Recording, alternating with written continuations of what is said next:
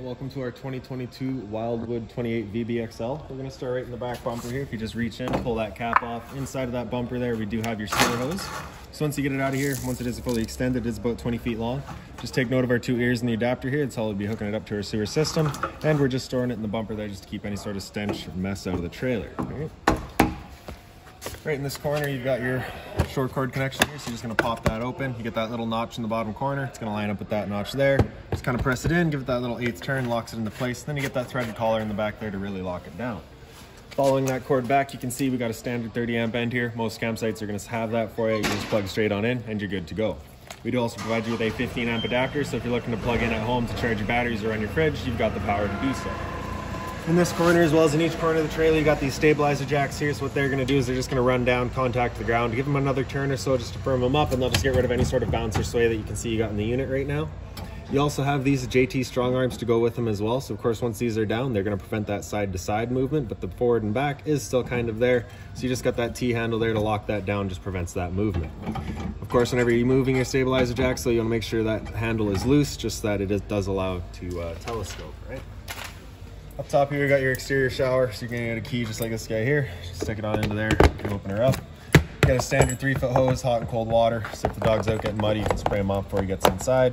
You can see we're currently dripping pink right now. The unit is currently winterized. All right. And right below that, we've got your hot water tank here. So you just get this one little keyway top and center. You're just gonna line that up, pop it on open, and there you have it. Before you ever turn it on with your controls, which are just inside the unit, you're just going to want to hit this relief valve right there, and a little shot of water will come out if it's full. If it's not full, you're not going to have any water come out. So at that point, you're just going to want to go inside, make sure your water's turned on. Try that relief valve again, make sure that water comes out before you turn it on, just so you're not running the risk of burning anything out. If you're turning it on with electricity, right in the bottom corner here, you've got that little switch. Just turn that on, turns it on with electricity. And for propane, our switch is just inside the unit. Once we get there and fire it up with propane, I will go over a reset procedure, and the button that I'll refer to is just right here. Once we're done, you just get the two little holes in the bottom, line it up in those little studs, line up that little keyway, lock it back down, and there you go. Back a little bit, we got your black tank flush here, so you may notice over time you've dumped out your black tank. You know for a fact it is empty, but your monitor panel is still reading 1/3 or 2/3, whatever it may be. Typically it's just some debris inside of your tank hanging between the probes causing that misread. So what you can do is just take your water hose, plug it into there, open up your black valve, turn on the water, and that'll just flush out that black tank for you. Right down below that, we got a city water connection, so that same water hose will just plug into here, turn on the water, and that'll just pressurize the water lines throughout the unit. Right down on the bottom here is your sewer connection. So you just got this little cap there, just kind of press that in, pull it off. You can see it's got the same ears that your sewer hose had, so that'll be attached in the same way. Just kind of press it on, give it that turn, clicks in, and there you have it. On the left, you got a black valve, on the right, you got a gray. So for that gray tank, it is controlling, your gray handle is controlling your gray tank, which is filled from your bathroom sink as well as your shower. So you're gonna wanna dump that last, because of course that's gonna be your cleanest water. Front here is gonna be your black valve. So that black valve is controlling your black tank, which is filled from your toilet, which is of course your dirtiest water. We'll dump that first. Once that's done, you go and do the gray afterwards to help keep that clean. In the back here, you've also got that secondary black valve. You're just gonna wanna open up that one first before opening up that one. Okay. And towards the front of the unit, you just got your storage compartments here. Right, inside of here, we've got your weight distribution hitch just stored up in there as well. Down here, you've also got your other stabilizer jack. The only difference here is your strong arm does go towards front and center rather than straight forward. Around the front of the trailer, up on the frame here, you've just got that little key there. That's your battery disconnect. So with that pointing up, that is currently on. If you bring it down, that is it turned off. You can also pull it right out. Put it in, turn it over, turns that on. Battery itself is housed in this box here, so as long as you're plugged into that short cord in the back or your 7-pin into your tow vehicle, that battery is charging for you. If you just push these two knobs there back, you can flip open this cover and you get access to your two propane valves right there. For the video, I'm just gonna pull it right off though.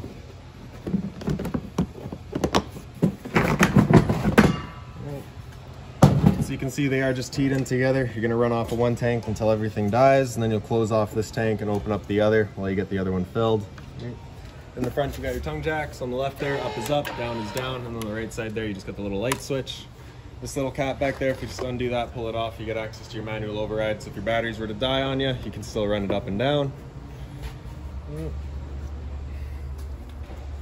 Other end of your storage compartments here. So Inside of here, you've got your water hose with that park adapter I was telling you about. You also get this little kind of storage bin here, which is accessible from your bedroom. And then just kind of up on the wall, this one up top here, just kind of for running all of those T-handles at your strong arms. Then you also have your manual override for your tongue jack. This surface right here is also a dry erase surface. If you want some markers to make some notes, you got a place for them. Making our way back, just got a freshwater tank filler right here, so that cap comes off. Water hose is stuck into there, turn on the water, and that'll fill up your freshwater tank. The drain for that tank is just right down here. You just pull that way handle, drains out that tank. There you have it. Exterior kitchen here, it just opens up, has little magnetic latches there, holds it open. 120 volt fridge here, so you do need to be plugged in for this guy to be going. And this little hose right here, if we just pull that out, open this up, you can see it's got two little ears, kind of 12 and 6. It's going to line up with those two ears there. You just kind of press it in, 8th turn locks it in. There you have it. Currently is winterized, like I said, so this hose is empty, so we're just going to leave it that way. Right down below that, we got your little griddle here. As we open that up, right underneath it is your propane hose for it. So just got that quick connect. You're just going to pull that collar back, opens it up. And then right in the back here, so you're just going to connect that, press it in, locks on. Other end is going to come down to the bottom here, so you just have that dust cap, pull that off. Same sort of collar, just push that back, lock it in, and then you also just have that little valve right there that we're gonna open up. So with that valve opened up, we cannot undo that collar, just kind of an added safety there, so you have to shut off the flow of propane before you can remove that line. Right? Open that up, come up top here, and you just got this handle here, so you're just gonna press it in, turn it past light, and if you just kind of look down in through the side, you can just see the glow of that flame there. Once we're done, just press it in, turn it over to off, there you go. On the left side here is just a little grease trap. Once we're done, we're just gonna pull it off of the stove, close off the valve, pull it off down here, and then I just like to connect the hose to itself. Just guarantees that nothing's getting in there, and then make sure that dust cap's on down here. Tuck that all back away, and there we have it. Okay.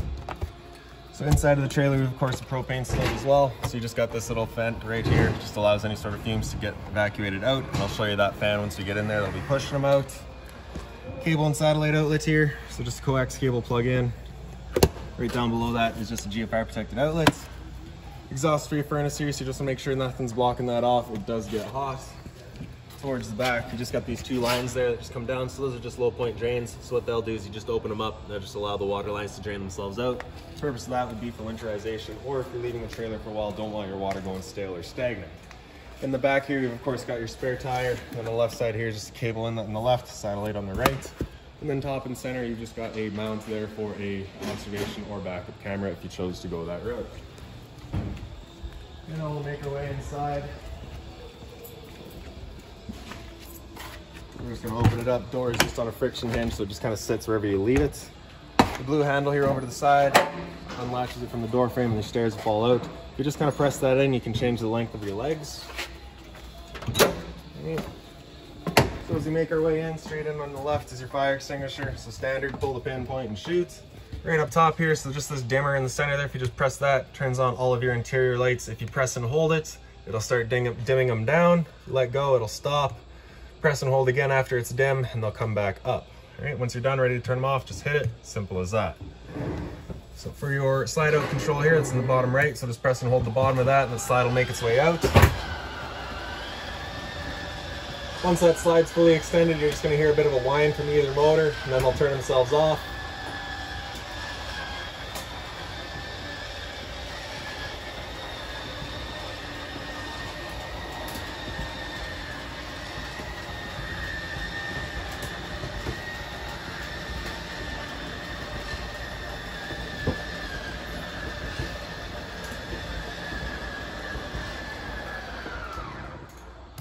There we go. So straight on top of your slide out switch on the right there is a little light switch that does the accent light on top of your slide. The switch on the left here does your awning light outside. For your awning, we're just going to press and hold the bottom of this left switch here, and that awning will make its way out. And while we're going out, I'll just make point of this one part here. Your door does contact that arm, so you want to make sure that your door is about 90 degrees just so you're not hitting that arm. And pressing and holding, extend that guy will make its way out. Once it's out all the way, you'll just see a little white flap come down, then you'll see the black of the metal tube. Once you see that, you're going to want to stop.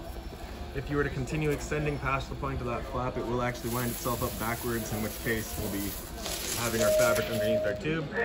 So there's our flapper to stop.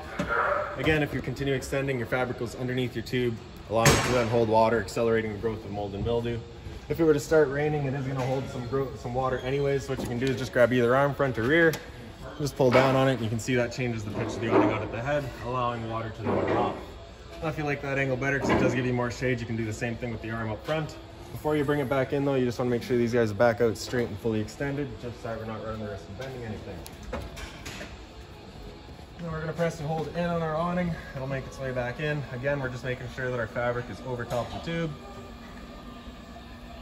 And one more thing to keep in mind with your awning is it does just catch the wind. So once you get up to about 15-20 kilometers an hour wind, you're going to want to bring it back in. Again, just so that you're not running the risk of breaking anything.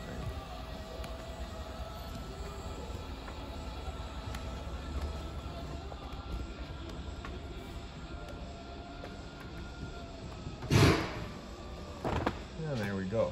So straight on top of your awning switch is your water heater on the right here. So turn that switch on, that little light up there will come on, letting you know the ignition sequence will start.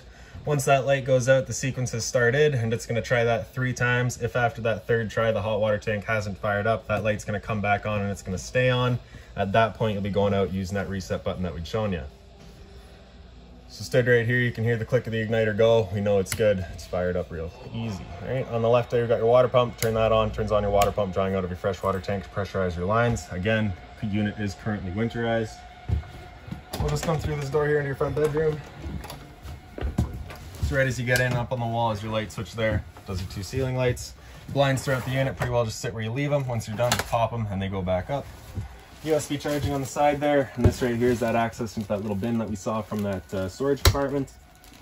Little closet space here, which is accessible from the side for CPAP storage. You also have the outlet on the side there as well. All right, and if we pick up the foot of your bed, you got access to your storage compartment as well as these cubbies here.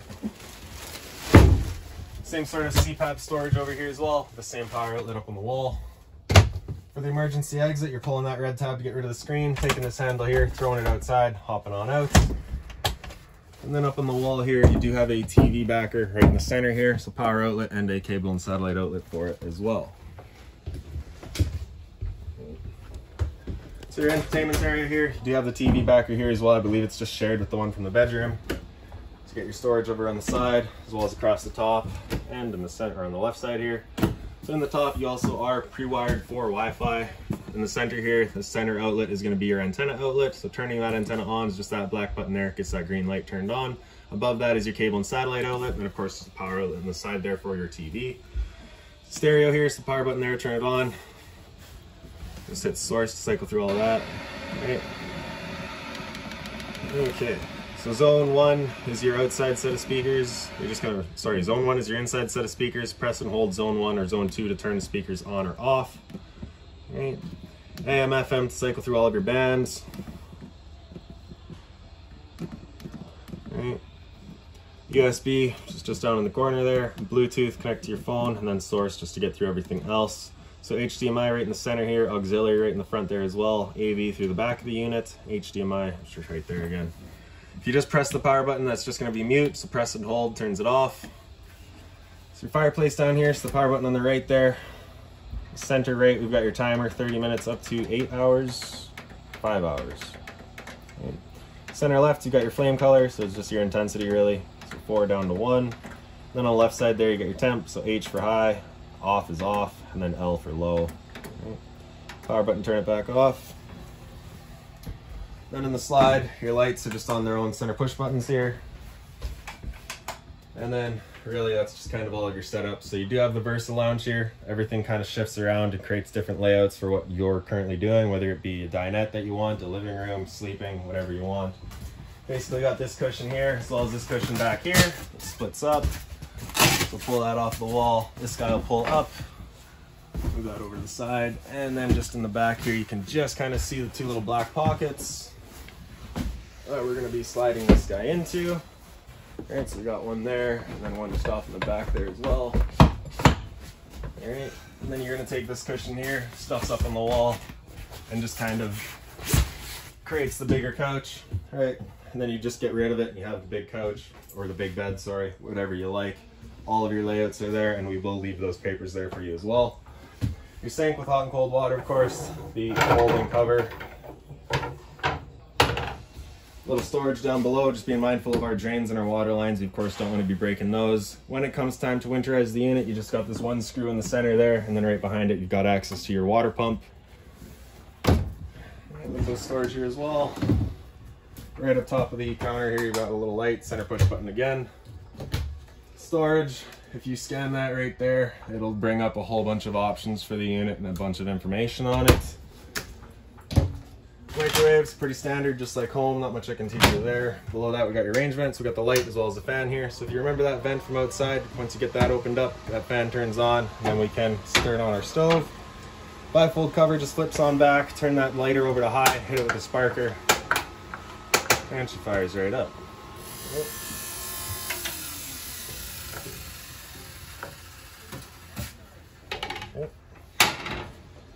Once we're done, just closing it back up, and then over on the right side, we got your oven. So just turn that over to the little pilot light, hit it with that sparker, and as soon as it clears all the air out of that propane line, it'll fire right up.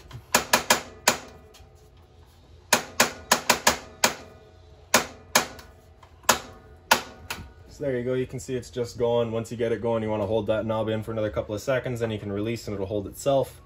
Turn up to your desired temperature, and she fires right up.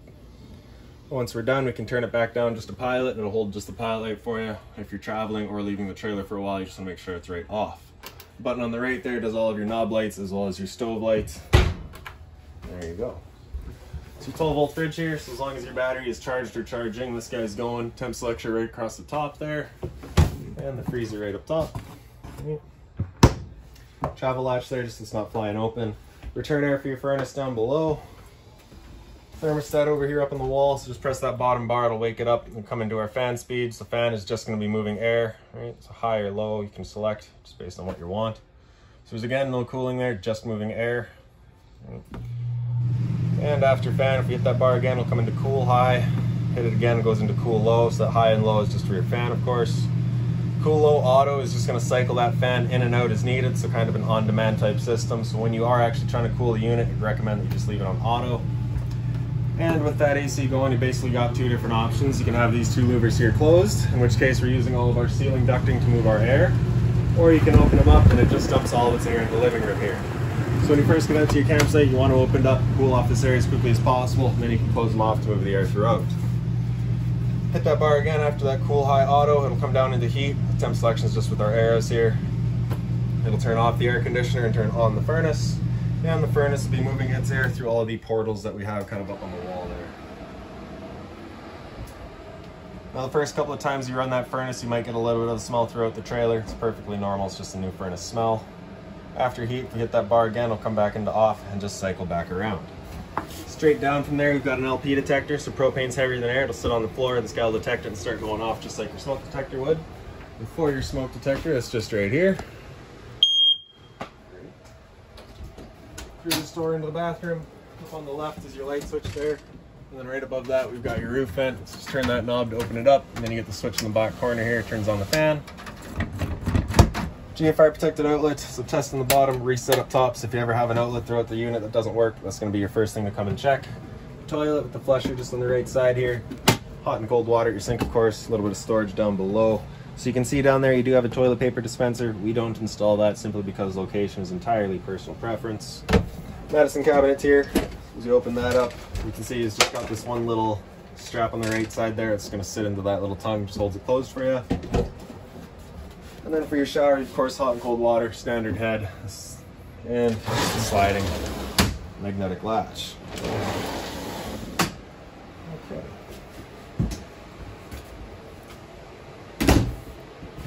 A little pantry space here, or storage, closet, whatever you want to call it. Those water lines do go to your exterior shower. Access to your hot water tank is just right down here, so there's just a screw top and center as well as bottom center. And then through this door here into our back bunk room. So the lights back here are all on their own center push buttons. USB charging on either side. This side also has the 120 volt outlet. And if we just pick up on these guys here, got a power outlet as well as another USB outlet. A little bit more storage down here. Power converter's right down here, so if you just press the top and center, pops on open, get all of your breakers down the center there. Whenever a breaker breaks, it'll sit in the middle, so just turn it off and then back on to reset it. And then on the right side, you got all of your fuses. If a fuse were to ever pop, you'll get a little red LED right beside it, letting you know exactly which one went. This here does also fold out into kind of like a little bed type deal. And this guy here also flips up. A bit more storage there. I believe there's also TV back here. Yep. So mount the TV there as well. And then in the back, you got the same emergency exit. Pull that red tab, take this handle, throw it outside, hop on out. Alright. I do believe that is about it for this guy. So if you got any other questions on the unit, please feel free to give us a call, 204-237-7272.